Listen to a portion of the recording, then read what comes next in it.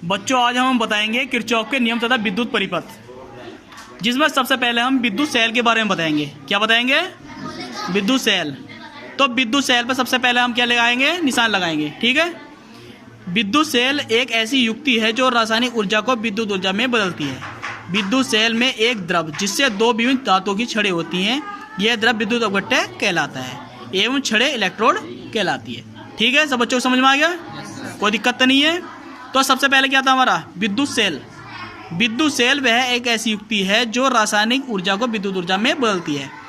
तो इसकी मेन जो डेफिनेशन हो गई विद्युत सेल की, वो क्या होती है कि रासायनिक ऊर्जा को विद्युत ऊर्जा में बदलना, मेन बात सबसे पहले। फिर हमारा क्या? विद्युत सेल।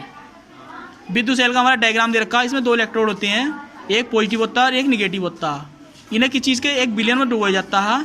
इस विलयन को क्या कहते हैं? ये विलयन को क्या कहते हैं? द्रव।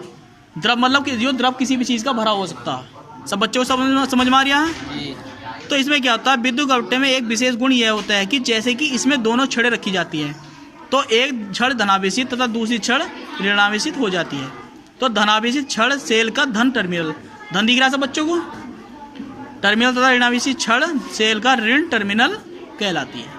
सब बच्चों समझ में आ गया? जब इन दोनों छड़ों को आपस में किसी चालक तार में जोड़ते हैं तो तार में विद्युत आवेश प्रवाहित होने लगता है, जिससे परिपथ में धारा प्रवाहित होने लगती है। जैसे हमारा दे रखा है एक विद्युत सेल का प्रतीक चिन्ह दे रखा है। इसमें क्या था? एक सिरा हमारा ए होता है, एक सिरा हमारा क्या होता है? बी होता है। इसमें क्या हमने एक बैटरी के साथ जोड़ दिया, जिसमें एक सिरा क्या होता है? पॉजिटिव होता है और एक नेगेटिव होता है। सब बच्चों को समझ में आया था ना? इसके बाद देखेंगे हम विद्युत सेलों के प्रकार। जो विद्युत सेल होते हैं हमारे दो प्रकार के होते हैं। विद्युत सेल क्या होते हैं? दो प्रकार के होते हैं। पहला सेल होता है हमारा प्राथमिक सेल, दूसरा सेल होता है हमारा द्वितीयक सेल। प्राथमिक सेल में क्या होता है? इस प्रकार के सेल में विद्युत अपघट्य को एक बार उपयोग में लेने के पश्चात पुनः आवेशित नहीं किया जा सकता। पता चलेगा बच्चों? इसमें होता है कि विद्युत अपघट्य जब एक बार में उपयोग ले लेते हैं तो वो उसे पुनः आवेशित नहीं करते। इनमें रासायनिक क्रिया जो होती है वो अनुत्क्रमणीय होती है। क्या होती है? अनुत्क्रमणीय होती है। जैसे लैक्सांसी सेल, टेनल सेल, वोल्टेज सेल, ये क्या है? इसके उदाहरण क्या है? इसके बाद हमारा द्वितीयक सेल। क्या है हमारा? द्वितीयक सेल। इसे लगाओ लोग यहाँ पे। ठीक है, सब बच्चों को समझ में आ जाएगा। इसके बाद हमारा द्वितीयक सेल। द्वितीयक सेल में क्या होता है? प्राथमिक सेल में होने वाली क्रियाएं अनुत्क्रमणीय होती है, अतः सेल के पदार्थ धीरे धीरे समाप्त होने लगते हैं। क्या होते हैं? समाप्त होने लगते हैं। इनके अलावा भी एक साथ के साथ सेल होते हैं जो उत्क्रमणीय क्रिया करते हैं। ये सेल द्वितीयक संचयक सेल कहलाते हैं। मतलब क्या होता है? प्राथमिक सेल ऐसे सेल होते हैं जो एक बार यूज करने के बाद बार बार यूज किए जा सकते हैं, उन्हें चार्जिंग करके या किसी भी चीज़ के तरीके से, यानी। और द्वितीयक सेल में क्या होता है? जब एक बार यूज हो जाते हैं तो उन्हें फेंकना ही पड़ता है, वो खराब हो जाते हैं। जैसे हमारे घड़ियों में सेल डलते हैं या और तरीके के सेल होते हैं, इस तरीके के सेल होते हैं। इसके बाद देखेंगे सेल का विद्युत वाहक बल क्या होता है। सेल का विद्युत वाहक बल होता है, सब बच्चों को दिख रहा?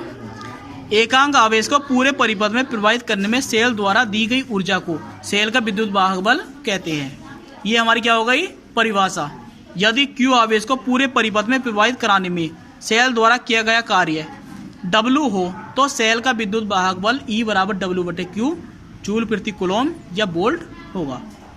इसका हमारी एक अलग डेफिनेशन होती है, अर्थात अलग अलग सेलों की प्रकृति के अनुरूप उनका विद्युत वाहक बल भी भिन्न भिन्न होता है, परंतु एक सेल का विद्युत वाहक बल हमेशा नियत ही रहता है। सब बच्चों को समझ में आ गया?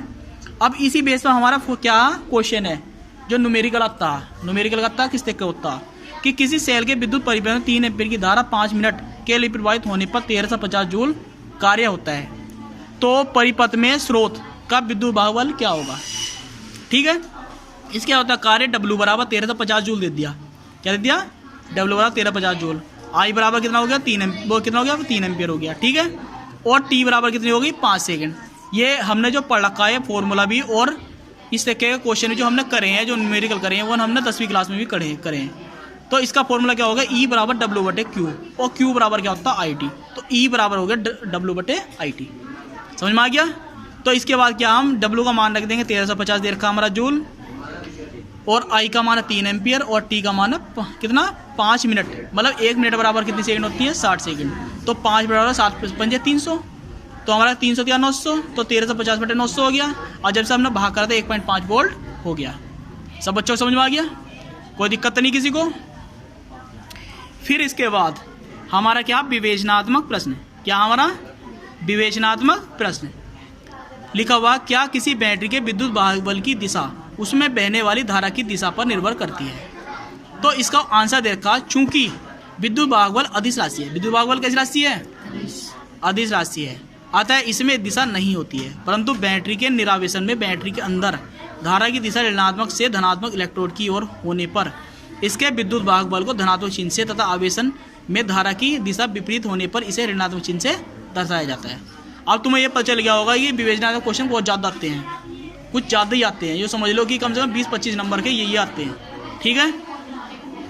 अब हमारा इसके बाद है सेल टर्मिनल विभवांतर। अब सेल का टर्मिनल विभवांतर किसे कहते हैं, इसका मतलब होता है एकांक आवेश को एक टर्मिनल से दूसरे टर्मिनल तक बाह्य परिपथ में प्रवाहित कराने में आवश्यक ऊर्जा को सेल का टर्मिनल विभवांतर कहते हैं। सब बच्चों को समझ में आ गया। यदि Q आवेश को प्रवाहित कराने के लिए सेल द्वारा दी गई ऊर्जा W हो तो टर्मिनल विभवांतर B टर्मिनल बराबर W/Q वोल्ट होगी। इतना पता चल गया। फिर हम गया, इसे हम समीकरण 1 मान लेते हैं। यदि परिपथ में बाह्य प्रतिरोध R तथा उसमें प्रवाहित धारा I हो तो B बराबर क्या हो जाएगा, IR हो जाएगा। और जब समीकरण 1-2 को हम हल करेंगे तो क्या होगा, W/Q हो जाएगा और IR हो जाएगा। ये हमारा क्या आ जाएगा, सूत्र बनकर निकल जाएगा। इस सूत्र का प्रयोग करना हमें न्यूमेरिकल करने के लिए, ठीक है। कोई दिक्कत तो नहीं किसी को। इसके बाद सेल का आंतरिक प्रतिरोध, क्या, सेल का आंतरिक प्रतिरोध। सेल का आंतरिक प्रतिरोध क्या होता है, यदि किसी सेल में उपस्थित विद्युत अवगट्य द्वारा विद्युत धारा के मार्ग में उत्पन्न अवरोध को सेल का आंतरिक प्रतिरोध कहते हैं। समझ में आया सब बच्चों को। फिर हमारा क्या होता है, इसमें होता है सेल की दोनों प्लेटों के बीच की दूरी बढ़ाने पर सेल का आंतरिक प्रतिरोध बढ़ जाता है, ठीक रहा। फिर हमारा विद्युत अपघट्य की सांद्रता बढ़ाने पर सेल का आंतरिक प्रतिरोध बढ़ जाता है। इसका मतलब क्या, हमारे दोनों पॉइंट बहुत ही इंपॉर्टेंट है। फिर इसके बाद ये डायग्राम बनाओगे, यहाँ पर लिखा हुआ, माना किसी सेल का विद्युत बाहुबल E तथा आंतरिक प्रतिरोध r है। यदि सेल के सिरों का एक प्रतिरोध R से जोड़ा जाता है तो सेल में परिपथ में धारा I बराबर E/R + R होगी, ठीक है। कोई दिक्कत नहीं बच्चों।